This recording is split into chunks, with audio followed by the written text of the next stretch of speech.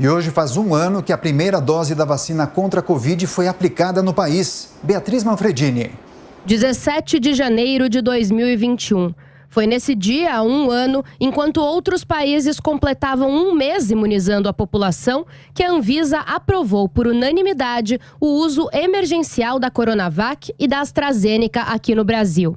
Poucas horas depois, a enfermeira intensivista do Hospital Emílio Ribas, Mônica Calazans, se tornava a primeira imunizada do país. Àquela altura, mais de 210 mil brasileiros já tinham morrido por Covid-19. Apesar da demora inicial, a vacinação foi bem recebida no país.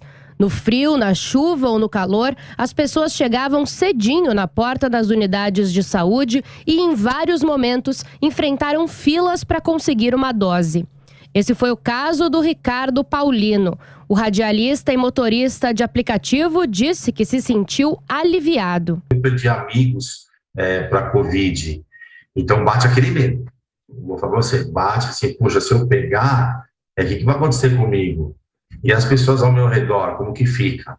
Então você fica muito preocupado. Quando falaram, olha, estão estudando uma vacina, eu pensei, tomara que chegue logo essa vacina. Eu fiquei muito feliz quando eu tomei essa dose e estava louco já para tomar a segunda. E quando falou da terceira, eu falei, vamos tomar a terceira e quantas necessárias.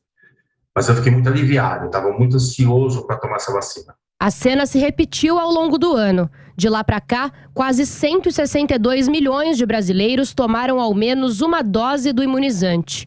Segundo o Ministério da Saúde, mais de 80% da população brasileira acima de 12 anos tem a vacinação completa.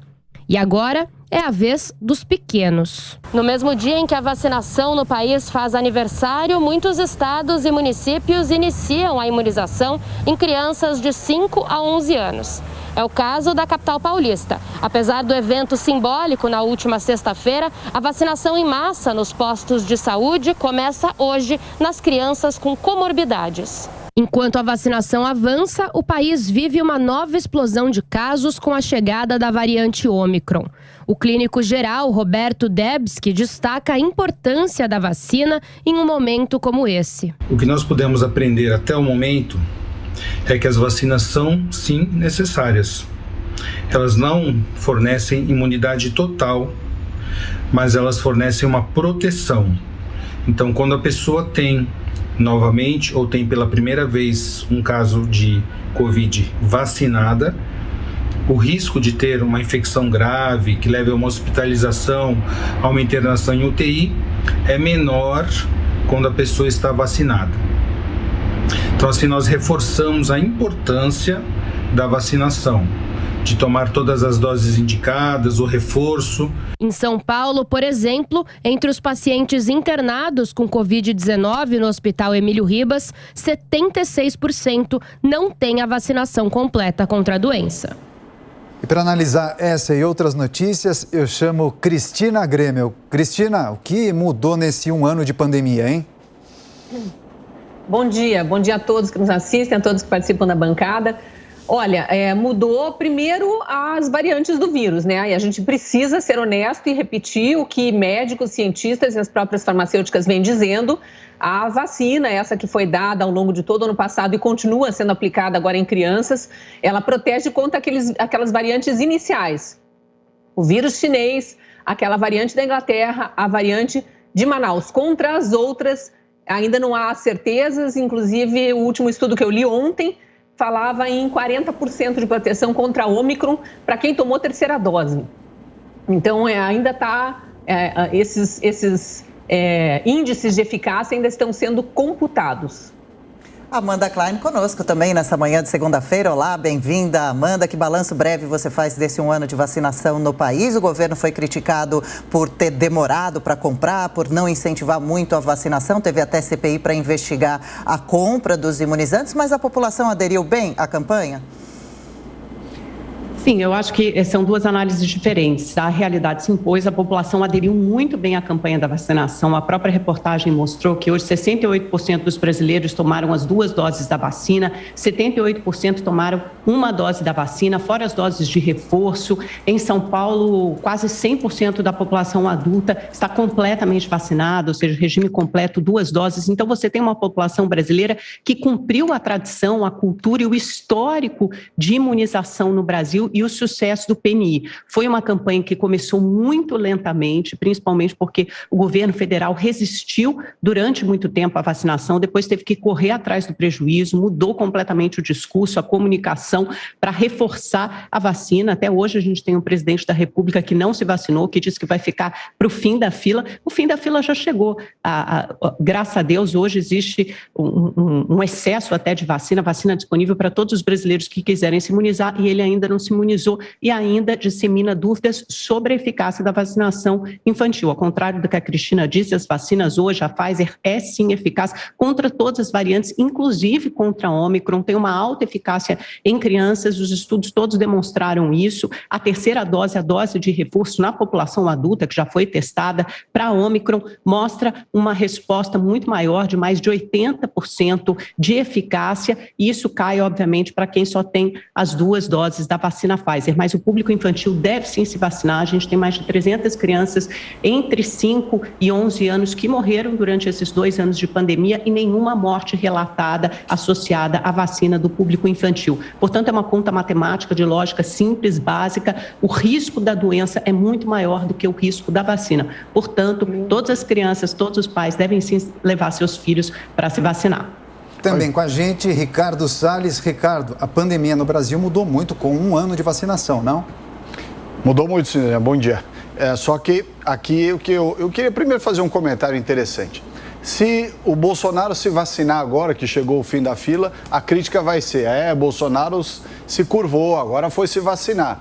Enquanto ele não se vacina e deixa as pessoas se vacinarem primeiro, a crítica é que ele deixou as pessoas se vacinarem primeiro. A verdade é que o presidente é uma pessoa, como qualquer outra. Se ele não quer se vacinar, é direito dele, assim como nós temos reiteradamente assegurado, ou reafirmado aqui no programa, que as pessoas têm o direito de escolher se vão se vacinar ou não. Isso é uma questão de liberdade individual. Bom, por outro lado, eu estava olhando aqui um pouquinho antes de começar o programa sobre essa discussão da vacinação, em que o governo começou a negociar lá com a Pfizer muito antes, né? Muito antes dela chegar. E foi a Pfizer, quero lembrar aqui, que impôs condições inadmissíveis para vender vacina no Brasil. E foi preciso, foi necessário, para que essas vacinas pudessem ser compradas, que o Congresso Nacional aprovasse uma lei autorizando o Brasil a abrir mão ou permitir que a Pfizer abrisse mão das garantias acerca das consequências da vacina. Então foi por isso que o governo não comprou a Pfizer logo de cara, porque aquelas condições impostas pela farmacêutica só puderam ser aceitas no momento em que houve um projeto de lei. E quem fez o projeto de lei, quem demorou para tramitar o projeto de lei, foi o Congresso. Então, aqui não há que se colocar a responsabilidade em cima do governo pela demora na compra das vacinas da Pfizer. E um detalhe por final aqui. Eu estava lendo a lista dos países na Europa, depois tem lista em outros continentes menos importantes. Lista de países na Europa que utilizam a Coronavac. Albânia, Ucrânia, Macedônia, né? Quer dizer, esses são os países que aceitaram usar aquilo que o pessoal aqui estava comemorando, 1 ano da primeira vacinação. Aliás, vergonhosa a utilização da imagem da indígena, da criança indígena, para a utilização de vacinas em crianças que nós vimos na semana passada. É impressionante a politização e o aspecto de marketing que virou esse assunto da vacina. Só para fazer rapidamente alguns apontamentos. Primeiro, em relação à Coronavac, que foi muito importante para o início da nossa imunização.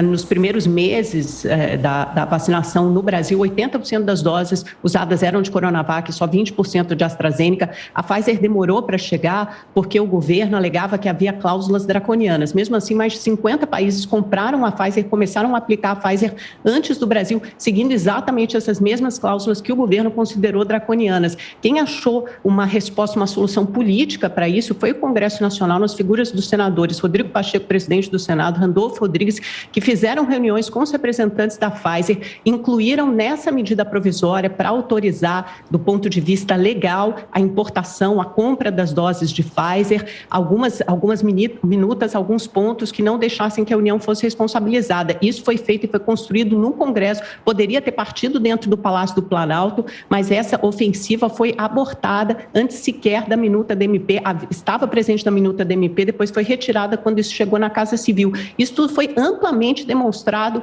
pela CPI da Covid. A Pfizer ficou 3 meses mandando e-mails para diversas figuras, personagens importantes do primeiro escalão do governo federal, sem obter resposta, ou seja, o governo federal demorou sim, procrastinou a compra da Pfizer repetidamente, deliberadamente, tanto que o presidente Bolsonaro falava que quem quisesse tomar aquela vacina pode virar jacaré. Essas frases, declarações também estão fartamente aí documentadas e arquivadas para quem quiser ver. O governo federal não quis começar a vacinação, ele teve que correr atrás do rabo, depois do principal adversário político naquela época, que era o governador João Dória de São Paulo, começar a aplicar a Coronavac, assim que a Coronavac e a AstraZeneca foram aprovadas pela Anvisa. Essa é a história correta das vacinas no Brasil. Não é não. Amanda, olha só a contradição do seu argumento. O governo, para negociar a cláusula que você chamou de draconiana, a tal cláusula draconiana... Não fui eu, foi o Bazuelo que usou esse termo. Tudo bem, só estou repetindo. Então, mas a cláusula era de fato draconiana. Essa cláusula que você chamou de draconiana era draconiana. O que ela dizia? Que a Pfizer não se responsabilizava por nenhuma consequência da vacina. Nenhuma.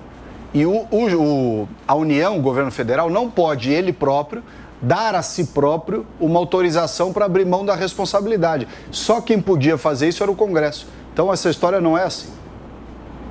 A Amanda pode ficar repetindo essa ladainha da bolha esquerdista que só fala com a bolha mesmo. A gente sabe que isso tudo foi uma narrativa construída especialmente pela CPI da Covid e que não se confirmou com os fatos, tanto que a CPI terminou completamente desmoralizada. Eu queria só citar a questão dos estudos em relação à efetividade das 3 doses da vacina, que a Amanda insinuou aí que eu menti. Está publicado no El País da semana passada, tem uma série de estudos da Islândia, do Reino Unido, e é um desses do Reino Unido que cita o seguinte: a efetividade de 2 doses, evitando infecções sintomáticas, pode cair passados 6 meses, enquanto que com a Delta se mantinha em 40%, incluindo 3 doses. A efetividade contra a Ômicron é parcial, segundo o próprio fabricante, e cai abaixo dos 40%. Ele fala, inclusive, aqui que a nova variante é muito capaz de infectar vacinados.